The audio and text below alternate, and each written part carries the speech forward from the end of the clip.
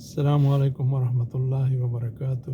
خویندرونو خاد آباد تندرست او خوشاله اوسئ. د نړۍ په هر ګوټ کې چې یاستئ موږ هم د دې نړۍ په یو ځای کې روان یو چې یو طرف ته اوبه دي بل طرف ته موږ یو. دا څوک چې په سفر کې فکرونه کوي، البته هر څوک نه پوهېږم چې موږ په دې رنځ اخته یو چې تل د خپلې خاورې او کام ناخوالې ګالو او په غمې غمجن او په خوشحالۍ خوشحاله یو. عزیزانو، تر څو چې موږ او تاسې د خاینینو، غاصبینو، زورواکو هر هغه وګړی چې هغه ولس ته تاوان رسوي، البته ځان ته هم تاوان رسوي. نن خو په موږ کې داسې حال راغلی دی، په داسې غم اخته یو. دا مریضي د رنځ دی چې څوک غلا کوي موږ فکر کوو چې دا خپله ګټه کوي. ګټه خو نه کوي، دا خو ځان تاوان یې موږ ته هم دی او ځان یې هلاک کړه. خو په دې هر څوک نه پوهېږي.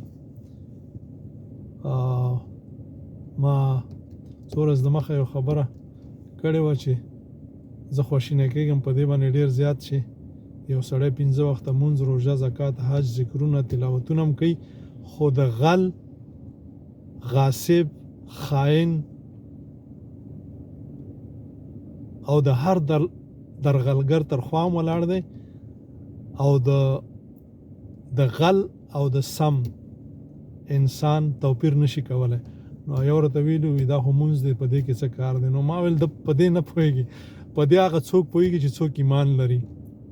یو ایماندار ډېر ښه پوهېږي چې غل څوک دی او سم څوک دی. هوا داسې را لګېدلې ده.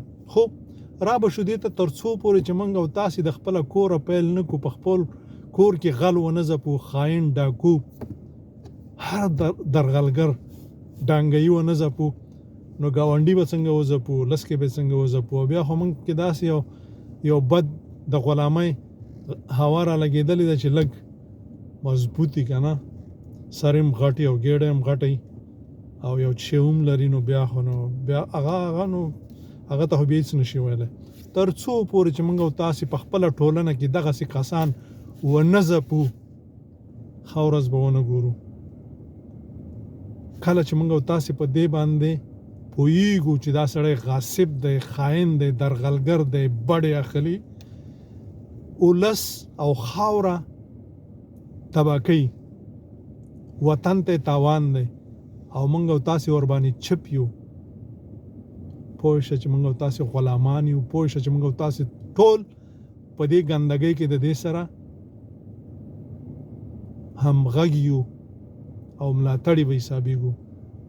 او د ټول نه اول به علماء کرام، ډېر علماء کرام دا خبره کوي، البته ټول نه، غله، چې ځینې خلک د علماو خلاف دي. د علماو چې خلافي مسلمان بني، کافر بني. خو چې د عالم په شکل کې د غل شکل خلکو ته رسوا کوي، آیا یو عالم ټینګېدی شي خاین ته، غاصب ته، غل ته، زناکار، شرابي او کبابي ته؟ نشي ټینګېدی که نه. دا غټ کافران چې تیر شوي، قارون، حامان، فرعون، هغې ته ولې کنځلې کوي؟ په منبر باندې خولې نه زګونه رواني، ځکه چې هغه مړه دي. لیکن دا یو سپایي، دا یو دا ډیسپي او دا ایسپي او دا پلانکی او دا بستانکی، دا تورمخې چې زموږ په خاورې باندې ګرځي، آیا دوی ته څه ویلی شي؟ دا ژوندي دي، دا چې مړ شي بیا دې ته هم وایي. الله مو ښاد و آباد لره ژوندي اوسئ. خاینین، غاصبین د خپل کور، د خپلې کوڅې، د خپل ګاونډ، د خپل ملت، د خپلې خاورې وځپئ. که غواړئ ژوند، که غواړئ سوکالي، که غواړئ آبادي، که غواړئ د مرګ نه وروسته بریاوې او د خدای رضا. السلام علیکم ورحمت الله.